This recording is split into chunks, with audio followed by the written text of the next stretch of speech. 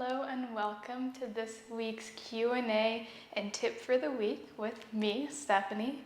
I'm so excited to be here with you. Today's question is regarding to meditation. So the question is, how do I stop my mind from thinking so much during meditation?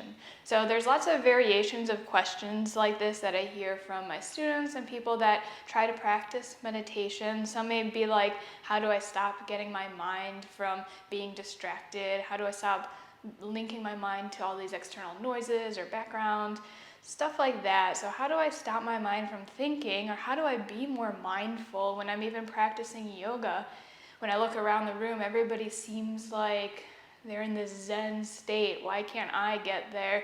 What am I doing wrong? So today, we are going to approach that question, and hopefully you'll leave this video with a little bit more knowledge of thoughts around slowing down thinking. So with regard to this question, this is almost a little bit of a wishy-washy question, especially with regards to my standpoint when it comes to meditation. So I would like to approach this by saying, truly, one of the most common myths or misunderstandings about meditation that is out there in the world is this idea or concept that we are supposed to stop our minds from thinking. And take a moment to absorb that for a brief period of time.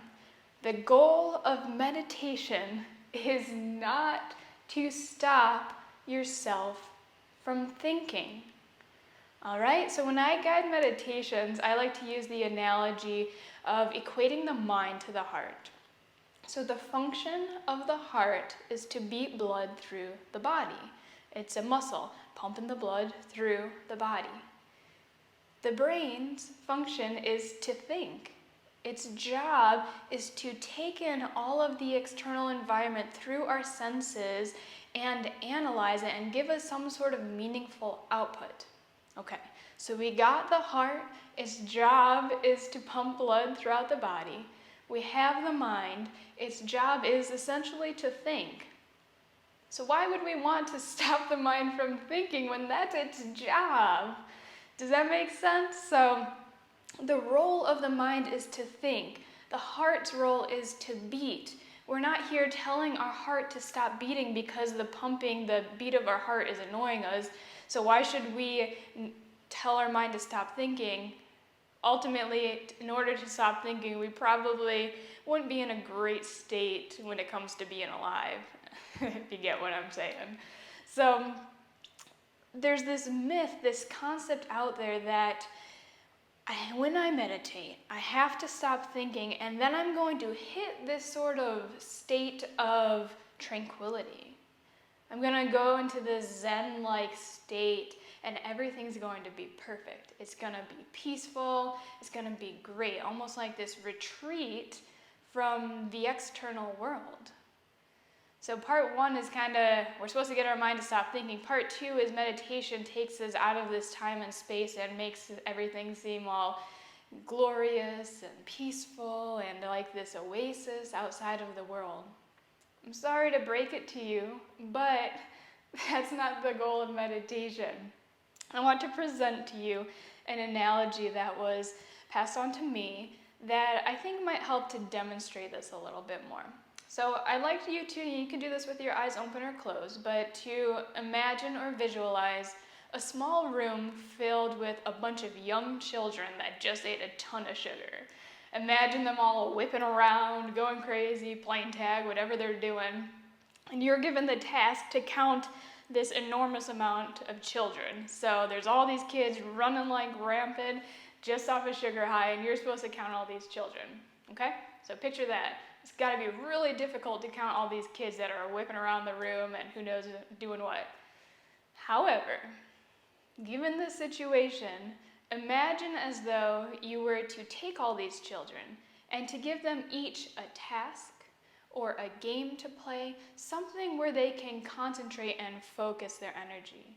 So all these kids eventually get a task, they sit down, they put their efforts into one thing in particular. I'm willing to bet that it will be a lot easier to count all the kids in the room, given the fact that they now have something to sit down and focus their energy on. Granted, a child might pop up and hit another student or yell across the room, but again, it'll still be easier to count all those little ducklings in the room. This is an amazing analogy for the mind and the practice of meditation. So when the mind is left to its own vices, it's like the children in the room on their sugar high with no way to focus their energy. They're just running around, so like all these thoughts are bouncing around through your mind. However, in meditation, when you give your mind a task to focus on, a lot of the times that task is feeling the breath in the body. When you give your mind that task, that is much like having the kids all focus their energy on a game, a task, whatever you have it.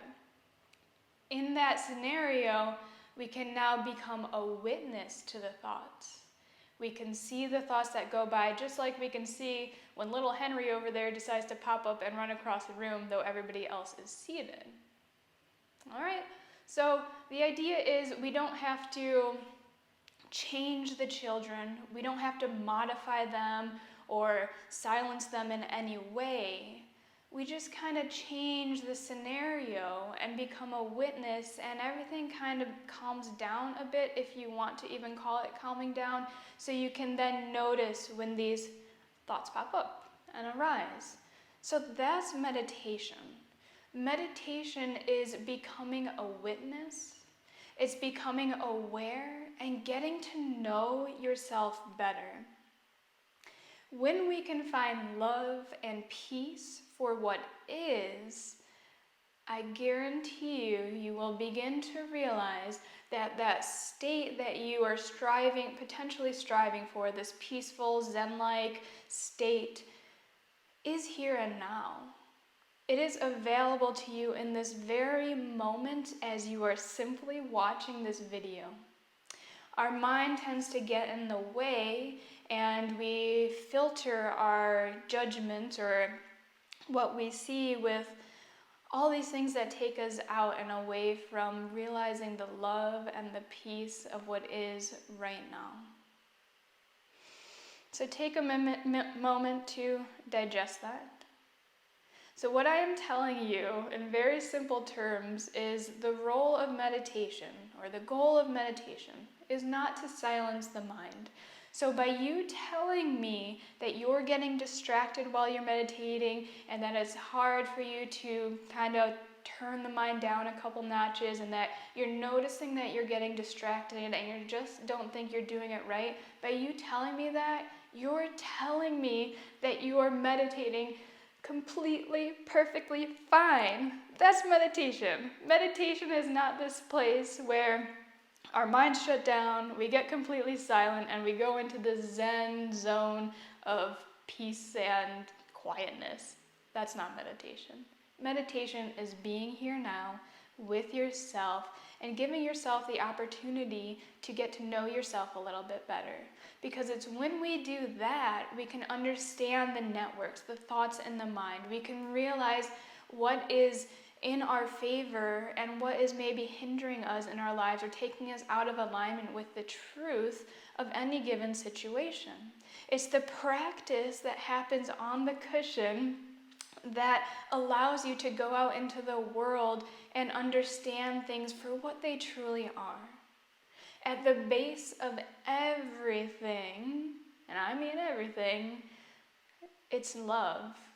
It's love, and when you can see and dissolve those lenses in the mind, those networks that take you away from realizing how good everything is in the world around us, you can begin to change your perspective, to find peace in your life today and in this moment.